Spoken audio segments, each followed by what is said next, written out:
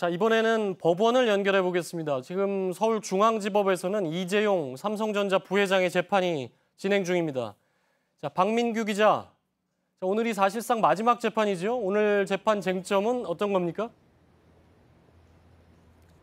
네, 이재용 부회장이 박근혜 전 대통령과 최순실 씨에게 433억 원의 뇌물을 건네거나 건네기로 약속했다. 이게 특검 판단입니다. 오늘 재판에서는 이 뇌물 액수 중에서 213억 원을 차지하는 정유라 씨 승마 지원 계약을 두고 특검과 이 부회장 측이 마지막으로 사실관계와 법리에 대해 치열한 논쟁을 벌이고 있습니다. 이 부회장과 박 전 대통령 사이 독대 자리에서 경영권 승계에 대한 청탁이 있었는지 이 부분을 두고 어제에 이어 오늘까지 공방을 이어가는 겁니다. 예, 그러니까 승마 지원 문제가 오늘 계속 언급이 되고 있는 건데 이재용 부회장은 승마 지원 자체를 아예 몰랐다 이렇게 주장하는 거죠?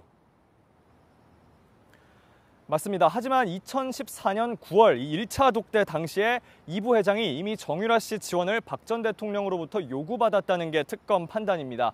박 전 대통령이 단순히 승마협회를 맡아달라고 얘기하는 걸 넘어서 올림픽을 대비해 유망주들에게 좋은 말도 사주고 전지훈련도 도와주라고 말한 게 곧 정 씨 지원을 의미했다는 건데요. 그 근거로 당시 삼성 임원들이 정유라 씨 존재를 알고 있었다고 진술한 점, 그리고 이 정 씨의 임신과 출산 여부를 확인하며 몸 상태를 챙겼던 점 등을 들었습니다.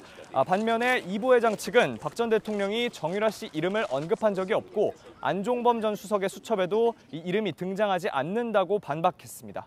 예. 근데 특검은 그 승마 지원 계약 자체가 뇌물이다 이렇게 판단하는 거 아닙니까? 네, 이 삼성과 코어 스포츠 사이에 있었던 213억 원대 컨설팅 계약, 이 계약 자체를 뇌물로 말씀하신 듯이 판단하고 있는 겁니다. 여기에 대해 특검은 오늘 박 전 대통령과 이 부회장 사이 뇌물수수 합의에 의한 이행 행위 이런 표현까지 썼는데요. 이어서 이 지원 대상이었던 정 씨가 코어 스포츠 직원으로 이름을 올려서 월급을 받았던 사실, 이 사실이 이 계약이 정상 계약과는 거리가 멀다, 정상 계약이 아니란 점을 드러낸다고 주장했습니다.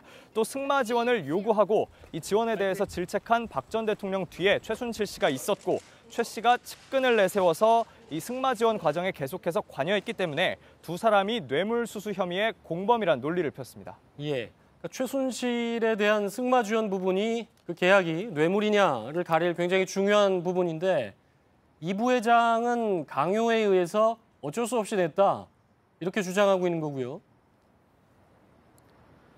그렇습니다. 이 부회장 입장은 나는 몰랐다. 그리고 나머지 전직 임원들 입장은 최순실 때문에 어쩔 수 없었다. 이렇게 요약이 됩니다. 변호인단은 오늘도 승마 지원은 당초 2020년 도쿄올림픽을 위한 정상적인 지원이었는데 최순실 씨 압력 때문에 변질됐다는 주장을 폈습니다. 그리고 박 전 대통령과 최 씨 사이에 공모 관계도 성립하지 않는다면서 이 뇌물 공여 혐의를 부인했습니다. 그러니까 재판 내내 이게 특검은 뇌물로 볼 수밖에 없는 정황, 이걸 상당히 여러 제시를 했고 이재용 부회장 쪽에서는 전면 부인하지 않았습니까?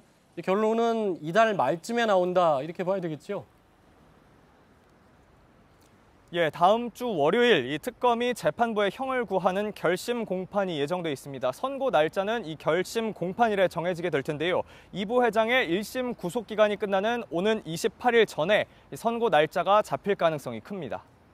지금까지 서울중앙지법에서 박민규 기자였습니다.